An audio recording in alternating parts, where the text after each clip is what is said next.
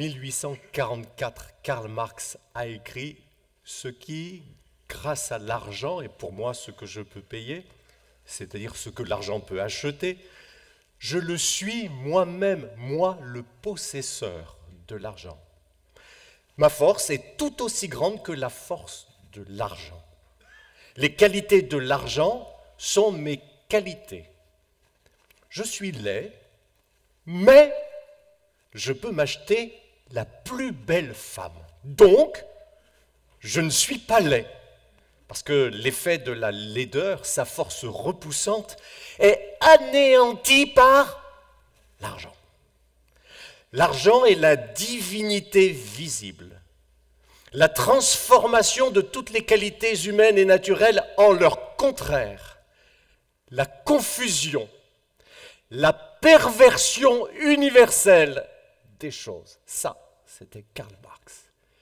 Avant Karl Marx, William Shakespeare a écrit « Ce peu d'or suffirait pour rendre la laideur beauté, le mal bien, la bassesse noblesse, la vieillesse jeunesse, la lâcheté bravoure.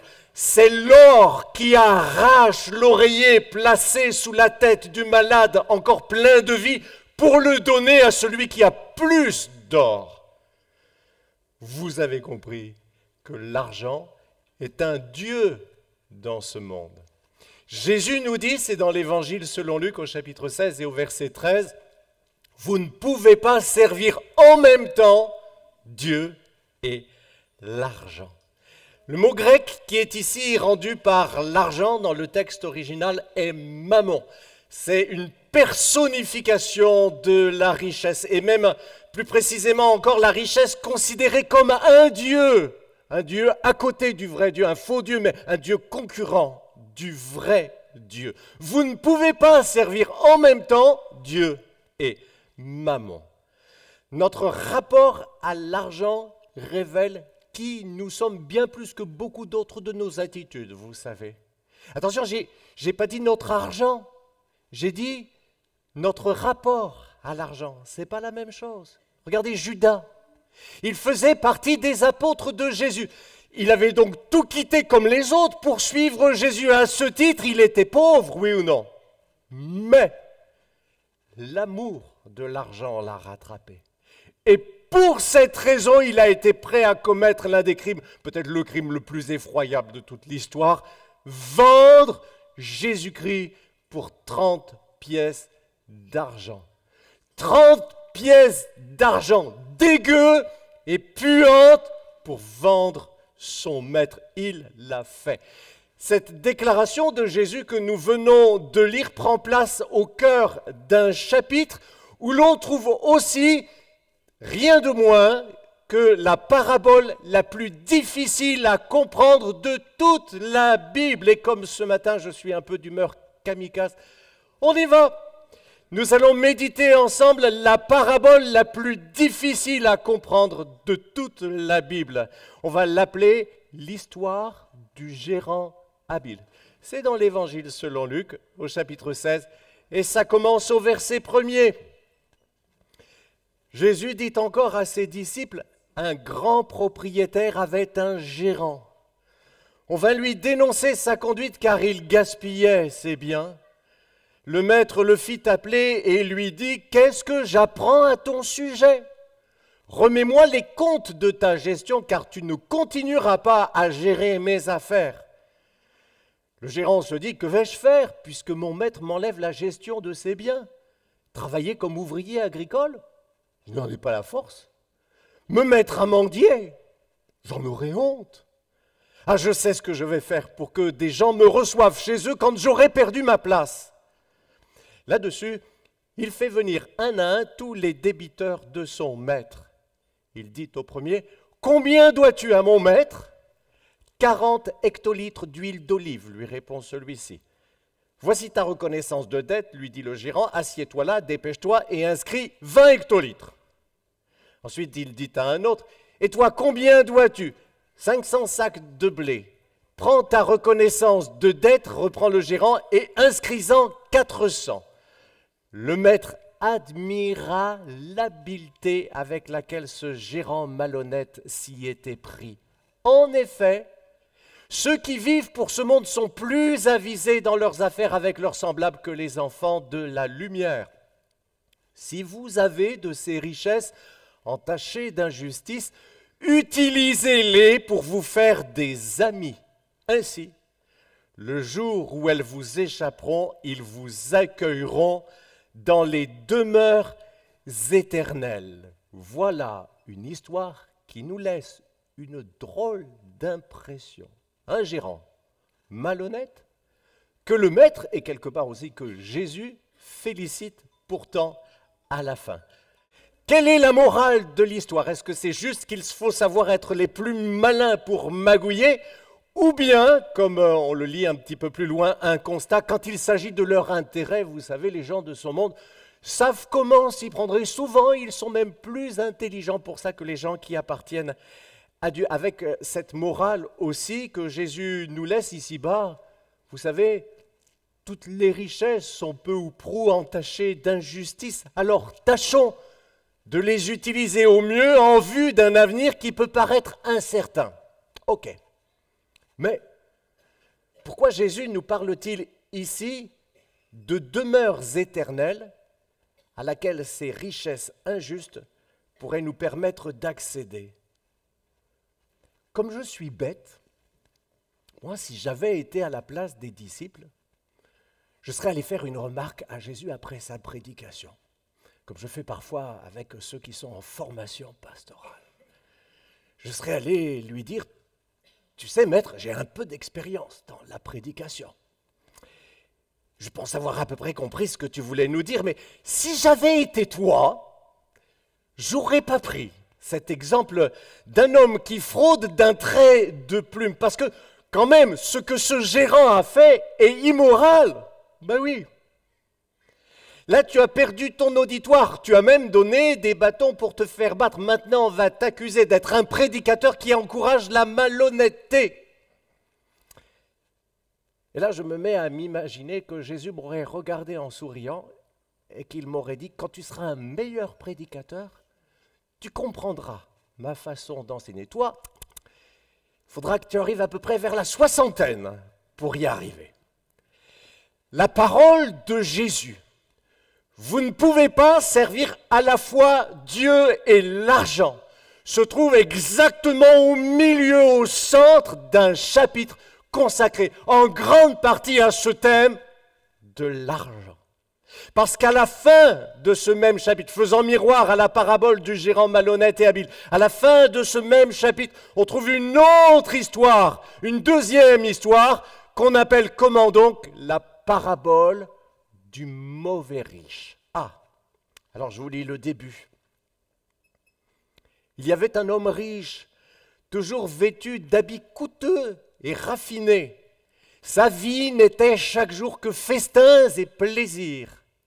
Un pauvre, nommé Lazare, se tenait couché devant le portail de sa villa, le corps couvert de plaies purulentes. Il aurait bien voulu calmer sa faim avec les miettes qui tombaient de la table du riche. Les chiens même venaient lécher ses plaies. Le pauvre mourut et les anges l'emportèrent auprès d'Abraham. Le riche mourut aussi à son tour et on l'enterra. Du séjour des morts où il souffrait cruellement, il leva les yeux et aperçut très loin Abraham et Lazare à côté de lui. Alors il s'écria, « Abraham, mon père, aie pitié de moi. Envoie donc Lazare, qu'il trempe le bout de son doigt dans l'eau et me rafraîchisse la langue, car je souffre horriblement dans ces flammes. » Et Abraham lui répondit, « Mon fils, souviens-toi de combien de bonnes choses tu as joui pendant ta vie, tandis que Lazare n'a connu que des malheurs. À présent, ici, c'est lui qui est consolé, tandis que toi, tu es dans les tourments. » Les deux histoires ont le même sujet. Pas juste l'argent, notre façon de nous en servir. Et aussi, et surtout, le fait que bientôt, très bientôt, il va y avoir une nouvelle donne, une nouvelle situation. Le gérant va bientôt perdre son travail. Le riche va bientôt être privé de ses richesses. Vous entendez? Tous les deux, ils vont se retrouver en short. Ça veut dire que la vie humaine est courte.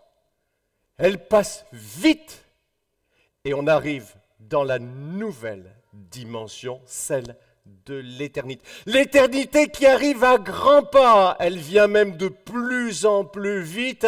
Et là, dans l'éternité, il n'y aura plus de gérants, il n'y aura plus de bonnes places, il n'y aura plus de pauvres, il n'y aura plus de riches, il n'y aura plus que des âmes nues qui comparaîtront devant leur Créateur.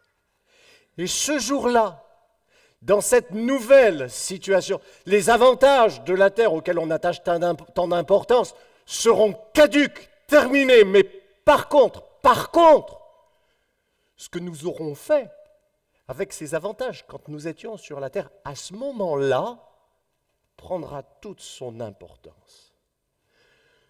Ce riche, centré sur lui, regrettera pendant l'éternité d'avoir été un égoïste de première. Il fallait quand même être sans cœur pour jeter des poulets entiers à la poubelle alors qu'il y avait un pauvre qui mourait de faim juste devant la porte de sa villa. Il fallait quand même être sans cœur alors qu'il avait le portefeuille qui pétait de partout tellement il était riche pour même pas lui payer des pansements. Oublions le médecin. Il ne pensait qu'à son shopping dans des boutiques de luxe et à ses teufs de Bourges qu'il était. Les deux histoires ont le même thème. Préparez-vous à l'avenir qui arrive et au grand tournant qu'il va amorcer. Préparez-vous à l'éternité qui vient. C'est pour ça que quand Jésus avait terminé l'histoire du gérant malhonnête, vous vous souvenez, il avait dit, si vous avez de ces richesses entachées d'injustice, utilisez-les pour vous faire des amis, ainsi le jour où elles vous échapperont, ils vous accueilleront dans les demeures éternelles. Ah! Et c'est pour ça que Jésus avait dit au milieu du chapitre, au centre, exactement entre ces deux histoires, qui nous parlent d'argent. Aucun serviteur ne peut être en même temps au service de deux maîtres. En effet, ou bien il détestera l'un et aimera l'autre, ou bien il sera dévoué au premier et méprisera le second. Vous ne pouvez pas servir en même temps Dieu et l'argent. Sauf que l'auditoire de Jésus n'a pas compris son enseignement. Voilà ce que même nous lisons juste après la déclaration de Jésus sur le fait qu'il nous fallait choisir entre Dieu et Mammon. Écoutez, en entendant toutes ces recommandations, les pharisiens, qui étaient très attachés à l'argent, se moquaient de lui. N'ont rien compris. C'est pour ça que Jésus leur a raconté une deuxième histoire, pour enfoncer le clou de ce qu'ils n'avaient pas compris dans la première. Réveillez-vous, la vie humaine passe vite, plus vite que vous l'imaginez. On va tous se retrouver bientôt dans une nouvelle situation.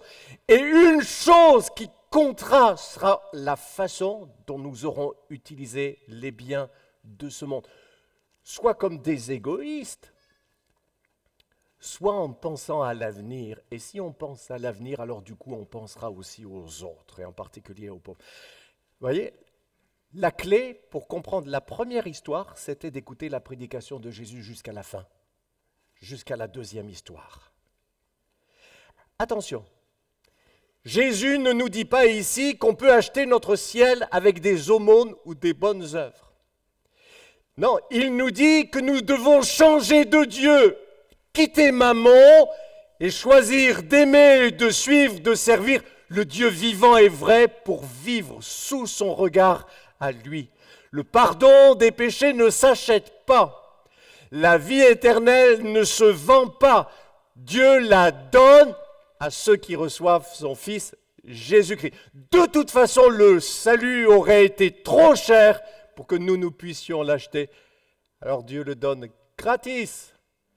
Car le salaire que paye le péché, c'est la mort. Mais le don que Dieu accorde gratuitement, c'est la vie éternelle dans l'union avec Jésus-Christ, notre Seigneur. Ça s'appelle la grâce.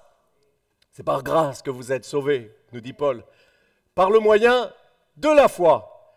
Ça ne vient pas de vous.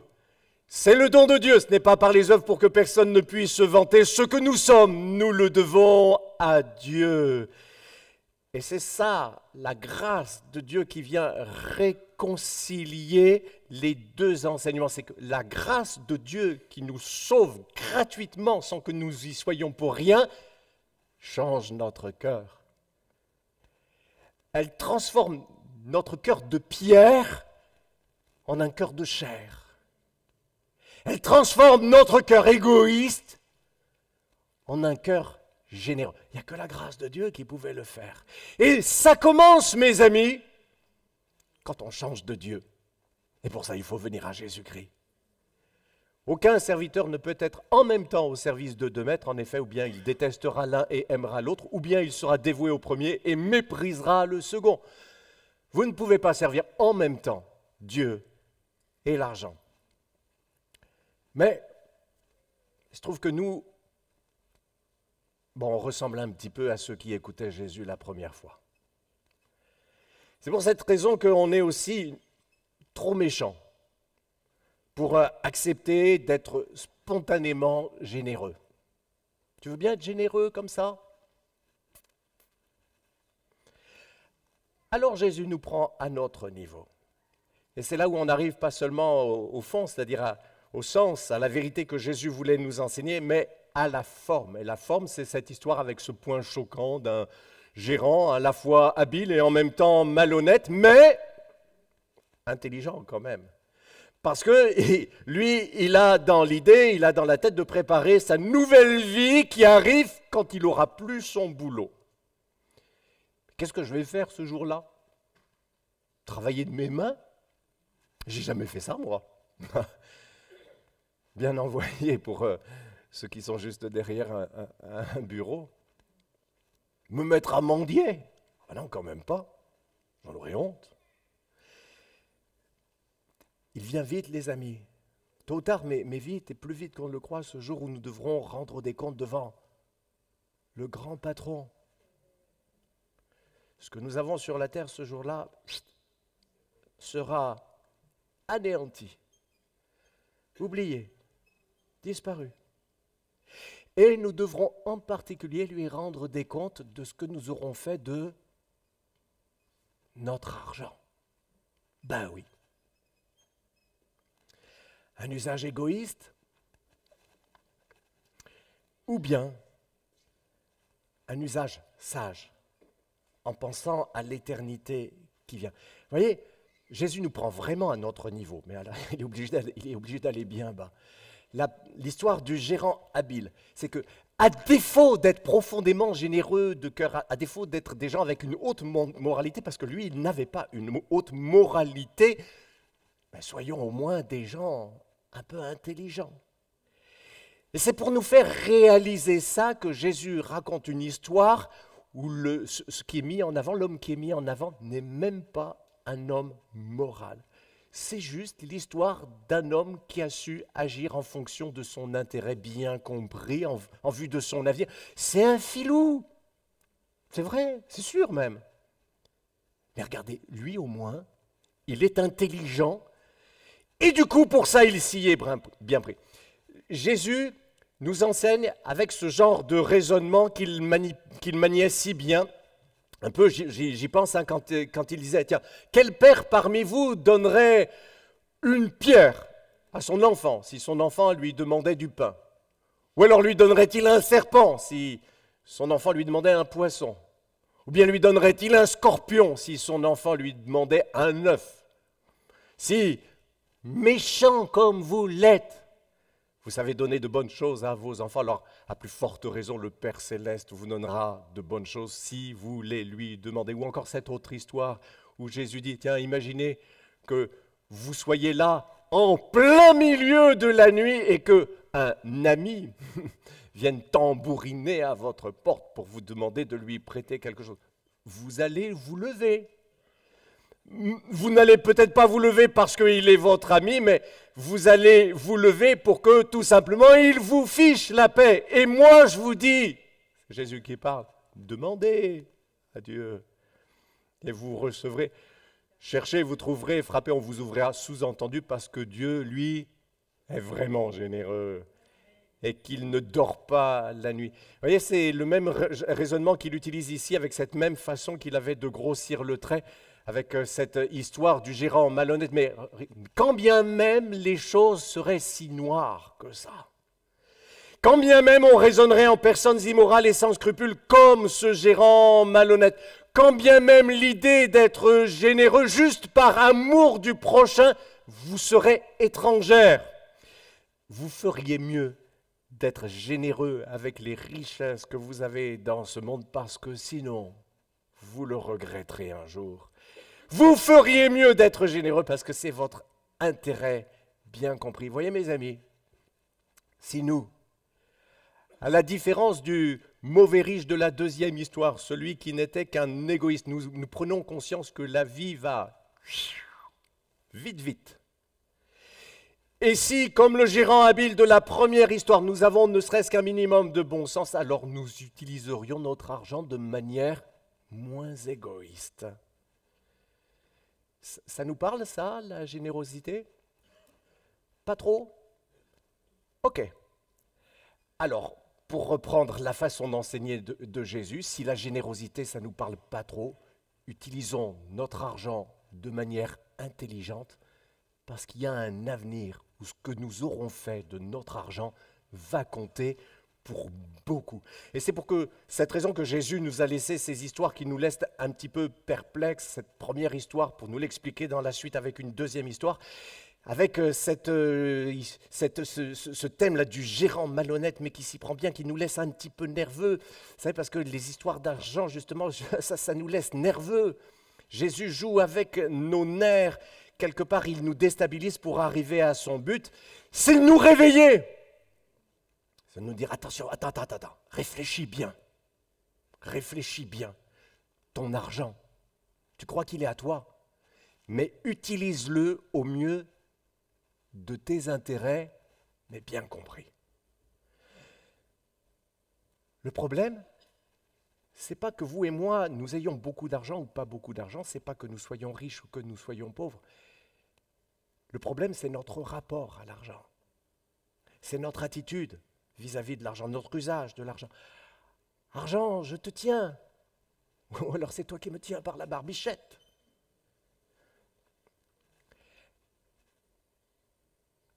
La véritable foi en Dieu est en effet une source de richesse quand on sait être content avec ce qu'on a. Nous n'avons rien apporté dans ce monde et nous ne pouvons rien en emporter. Tant que nous avons nourriture et vêtements, nous nous en contenterons. Ceux qui veulent à tout prix s'enrichir s'exposent eux-mêmes à la tentation et tombent dans le piège de nombreux désirs insensés et pernicieux qui précipitent les hommes dans la ruine et la perdition. Car l'amour de l'argent est racine de toutes sortes de maux. Pour s'y être abandonnés, certains se sont égarés très loin de la foi et se sont infligés eux-mêmes bien des tourments. L'amour de l'argent est à la racine de tous les maux. L'argent rend fou les gens. Il nous faut apprendre à être contents avec ce que nous avons, que ce soit beaucoup ou même que ce soit peu. Judas avait la nourriture et le vêtement, mais ça ne lui suffisait pas. Il voulait plus. Et pour ce plus, il a cru que l'argent serait le moyen d'y arriver. Et c'est parce qu'il voulait absolument avoir plus qu'il s'est perdu. Attention, Jésus ne dit pas ici que l'argent est la racine de tous les maux. Il dit l'amour de l'argent est à la racine de toutes sortes de maux. Pour s'y être abandonnés, certains se sont égarés très loin de la foi et se sont infligés aussi à eux-mêmes bien des tourments. Parce qu'au fait, on pourrait être riche et savoir utiliser son argent d'une manière qui plaît à Dieu. C'est difficile, mais c'est possible.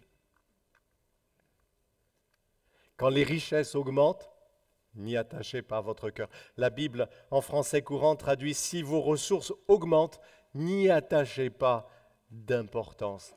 Connaissez cette histoire de l'Évangile? Un jeune homme bien sous tout rapport vient demander à Jésus comment il peut hériter la vie éternelle. Et le Seigneur lui répond, tout en ayant par-devers lui cette pensée, bien sûr, que la vie éternelle en réalité est un cadeau que Dieu nous donne, que nous ne pouvons pas mériter ni obtenir par nos efforts, parce que de toute façon personne ne pourrait se l'offrir. Mais Jésus voit, Jésus sait, parce qu'il lit dans les cœurs, il discerne tout de suite la personne, il voit que le problème de ce jeune homme est qu'il a un autre Dieu que Dieu. C'est ça son big problème. Que son Dieu, c'est son argent, il s'appelle Mammon. Alors, à lui, parce que c'était son problème à lui, Jésus lui dit, si tu veux la vie éternelle, c'est simple, va, vends tout ce que tu possèdes, donne tout aux pauvres, viens, suis-moi, tu auras un trésor dans le ciel. Mais ça voulait dire qu'il change de Dieu, le brave. Et l'Évangile nous dit, et le jeune homme s'en alla tout triste parce qu'il avait beaucoup de richesses. Et le problème, c'est que ces richesses étaient son Dieu à lui, devant le vrai Dieu, devant le seul Dieu. Vous ne pouvez pas servir en même temps Dieu et l'argent. La façon dont nous gérons ce que nous avons, en particulier quand nous avons un petit peu d'abondance, montre qui nous sommes bien mieux que nos paroles. Recommande à ceux qui possèdent des richesses en ce monde de se garder de toute arrogance et de ne pas fonder leur espoir sur la richesse car elle est instable. Qu'ils placent leur espérance en Dieu qui nous dispense généreusement toutes ces richesses pour que nous en jouissions. Recommande-leur de faire le bien, d'être riches en œuvres bonnes, d'être généreux et de partager avec les autres.